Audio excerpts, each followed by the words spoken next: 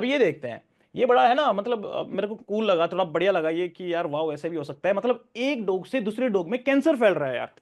अब सोचो, ह्यूमन के केस में ऐसा मिल सकता है क्या, मुझसे किसी और में कैंसर फैल गया, ऐसे तो कैंसर पेशेंट के पास कोई रहना नहीं चाहेगा घर पे, लेकिन वो तो घर पे ही भेज देते हैं हॉस्पिटल वाले की, ले जाओ घर पे, आखिरी दिन चल रहे हैं। तो डॉग्स के अंदर कैंसर भी फैल जाता है, कैंसर, समझ रहे हो बात, ट्यूमर में बोलता थोड़ा मजा नहीं आता आप लोगों को, बट कैंसर में बोल रहा हूं, तो आप थोड़ा रिलेट कर पा रहे होगे यार, कैंसर भी कंटाजियस हो सकता है क्या, यस, डॉग्स के अंदर ये कंटाजियस होता है। मैं बोलता हूं इवन ह्यूमन बींग्स के अंदर भी कंटाजियस हो सकता है, कुछ स्पेसिफिक कंडीशन अगर हो तो।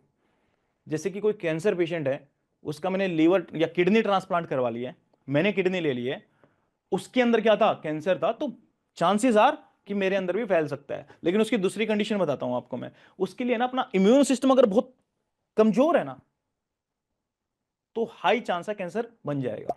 ह्यूमंस की बात कर रहा हूं, इसको तो डिसीज को छोड़ दो एक मिनट के लिए।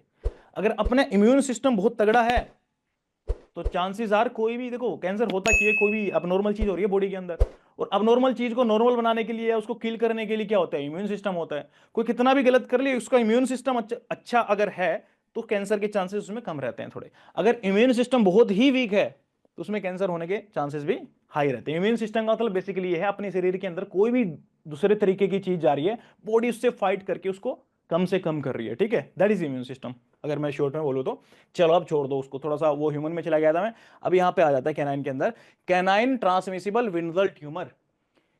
विंडल ट्यूमर का मतलब क्या होता है, मतलब ये क्वाइटस की बात कर रहे हैं, मेटिंग से भी ये स्प्रेड होता है, मेटिंग से ये स्प्रेड हो जाता है, किनमें, कैनाइंस की बात कर रहे हैं, और ये ट्रांसमिसिबल है from one dog to another dog, ठीक है। अगर वो मेटिंग कर रहे हैं लगा लीजिए, तो वहां पे क्या होगा, ये विंडल ट्यूमर ट्रांसफर हो जाएगा।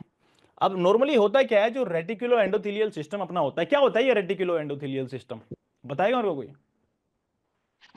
एंडोथेलियल का तो सबको पता ही होगा, एंडोथेलियल लाइनिंग कहां पे मिलती है, ब्लड वेसल में। ब्लड वेसल के अंदर मिलती है, मतलब ब्लड के अंदर की बातें चलती हैं, ठीक है। और रेटिकुलो क्या है ये, रेटिकुलोसाइट्स क्या होती हैं,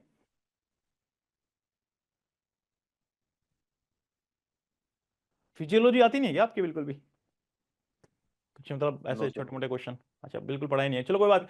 रेटिकुलोसाइट वही होती हैं जो इमेच्योर वो आपकी आरबीसीज होती हैं, वो ब्लड के अंदर चली जाती हैं, और उसके बाद वो फिर मैच्योर बन जाती हैं, जाकर के मैच्योर आरबीसी बन जाती हैं, उनके अंदर भी न्यूक्लियस नहीं होता। बट ये इसका कुछ काम नहीं है यहाँ पे, और फिर बता क्यों दिया फिर, क्योंकि रेटिकुलो वर्ड को बच्चे आरबीसी के साथ जोड़ लेते हैं, रेटिकुलोसाइट्स के साथ, कि मैच्योर आरबीसी की बात चल रही है तो उससे फैल रहा हो, नहीं। रेटिकुलर टिश्यू जो होता है ना, ये बोन मैरो के अंदर जो टिश्यू रहता है, स्प्लीन के अंदर जो टिश्यू रहता है, उसको हम रेटिकुलर टिश्यू बोलते हैं। और उस रेटिकुलर टिश्यू के अंदर क्या बनते हैं, ये मैक्रोफेज वगैरह बनते हैं, फैगोसाइटिक जो सेल्स होती हैं, जो हिस्टियोसाइटिक सेल्स होती हैं, तो वो सेल्स क्या करती हैं, वो सेल्स इस कैंसर को फैलाने का काम करती हैं। Down regulation of immune system हो जाता है यहां पे इस डिसीज के अंदर, और ये इसलिए और भी ज्यादा खतरनाक बन जाती है।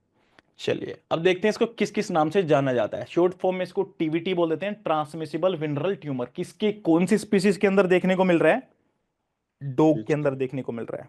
क्या ह्यूमन के अंदर या कुछ ऐसे मिलता है क्या ट्रांसमिसिबल कैंसर, सुना है कभी ट्रांस, नहीं कुछ नहीं मिलेगा, किसी स्पीसीज के अंदर भी बहुत रेयरली मिलता है, डॉग्स के अंदर मिलता है। तो ये स्पेशल केस है, बड़ा यूनिक है ये, मतलब आपको लगना चाहिए एकदम से, दिमाग में हिट करना चाहिए कि कैंसर भी कॉन्टाजियस हो सकता है क्या, जब आप इस डिसीज को पढ़ें तो थोड़ा दिमाग में आना चाहिए। आप बोलोगे हमने तो पढ़ा हुआ है सर, आप पहली बार देख, नहीं ऐसी बात नहीं है, मतलब लगना चाहिए आपको, अलग बात है, क्योंकि सच में यूनिक चीज है कि कैंसर भी कॉन्टाजियस हो रहा है, आगे जाकर के हो सकता है ह्यूमन में भी हो जाए, बहुत बड़ी बात है।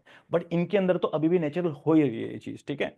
कैनाइन ट्रांसमिसिबल विनरल ट्यूमर, इसको इन्फेक्शियस सार्कोमा भी बोल देते हैं, विनरल ग्रैनुलोमा बोल देते हैं, ट्रांसमिसिबल लिम्फोसार्कोमा बोल देते हैं, और इसको स्टिकर ट्यूमर भी बोल देते हैं। कोई बताएगा स्टिकर ट्यूमर क्यों बोलते हैं इसको, क्या स्टिकर जैसे दिखते हैं क्या ट्यूमर इसमें, यूजुअली दिमाग लगाता है हाँ स्टिकर जैसा नहीं, डॉक्टर ई स्टिकर नाम से थे जिन्होंने ढूंढा था, इसलिए स्टिकर बोल दिया है, वो ऐसा स्टिकर विकर नहीं दिखता है ये।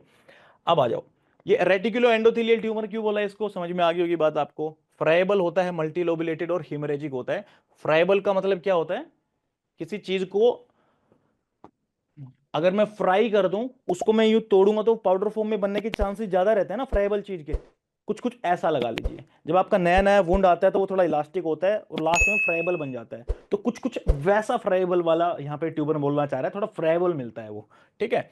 साइटोलॉजिकल फंडिंग में क्या क्या मिलेगा? Presence of numerous discrete clear cytoplasmic vacuole. अगर आप साइटोलॉजिकल फाइंडिंग करेंगे यानी कि उनकी सेल्स को उठा करके माइक्रोस्कोप में देखेंगे तो आपको क्या दिखेगा? साइटोप्लाज्म के अंदर वैक्यूल्स आपको दिखेंगे। किस केस में? टीवीटी में, ट्रांसमिसिबल विनल ट्यूमर के अंदर। ट्रीटमेंट क्या होता है इसका? सर्जिकल एक्सीजन भी कर सकते हैं और साथ के साथ हम कैंसर में कौन सी ड्रग देते हैं? विनक्रिस्टिन देते हैं। क्या डोज रहती है यहाँ पे लिखी हुई है, आप देख लेना, अगर याद करना चाहें तो कर सकते हैं।